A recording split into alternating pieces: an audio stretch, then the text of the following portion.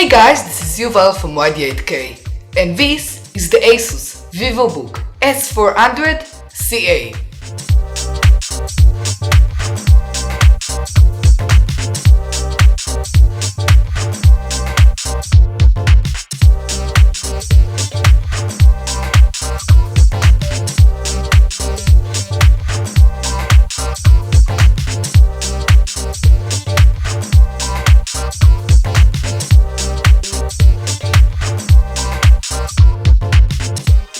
The Asus VivoBook S400CA is an ultrabook PC that is meant to be a budget computer. But at 2015, does it stack to other computers in this price point? Let's check it out. The Asus VivoBook S400CA has a metallic design. Most of the laptop is made from metal and plastic. The VivoBook S400CA is not a very compact ultrabook, at 13.4 inches tall and 9.4 inches wide, and when the lid is closed, the height of the VivoBook is 0.8 inch. By taking a closer look at the left side of the Asus VivoBook S400CA, you can see a Kensington lock port, two USB 2.0 ports, a headphone or microphone jack, and a memory card reader.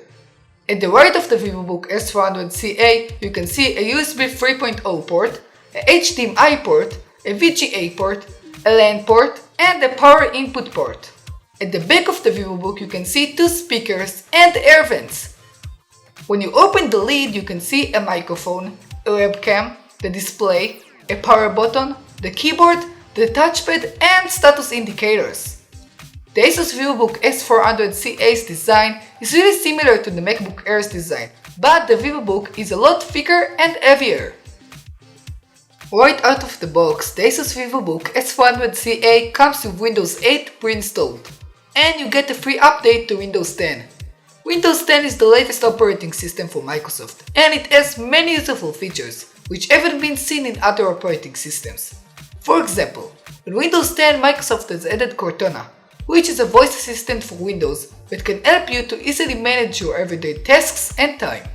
Also, Windows 10 got a new web browser, which is called Microsoft Edge. It has some new features and it's a lot faster than the previous web browser by Microsoft, Internet Explorer. The software experience on the Asus VivoBook S400CA is almost like stock Windows 10, but Asus has added some programs to Windows like Asus VivoBook Experimental and Asus Live Updater, which are slowing down the computer and you don't really need them. But overall, the Windows experience on the Asus VivoBook S400CA is really smooth and good. The Asus VivoBook S400CA has a 1.7 GHz Intel i5 processor and 6 GB of RAM. Performance on the Asus VivoBook S400CA was okay. Most of the time the VivoBook went smoothly and there wasn't any problems with it. But sometimes after you open a lot of programs it crashes. For example, when I opened Premiere Pro and two other programs, the VivoBook got really slow and sometimes even crashed, even though it has 6 GB of RAM. But mostly, the Windows experience was smooth and fast. Battery life on the Asus VivoBook S400CA was okay. It has about 4 hours and 45 minutes of screen on time, and charging the VivoBook takes about 2 hours and 45 minutes, which is quite long. The overall feel of the Asus VivoBook S400CA's keyboard is pretty good. It's quite comfortable to type on this keyboard for a long period of time, and it has a lot of travel and clickiness. And although the keyboard feels a bit mushy to me, it's a great keyboard. The Sonic Master speakers on the Asus VivoBook S400CA are great. They're really loud for ultrabook speakers like this, and the sound is crisp. The basses are not so good, but still, the speakers are great, and it's a pleasure to listen to music and watch movies and TV shows on the VivoBook S400CA. The HD webcam on the Asus VivoBook S400CA is quite bad.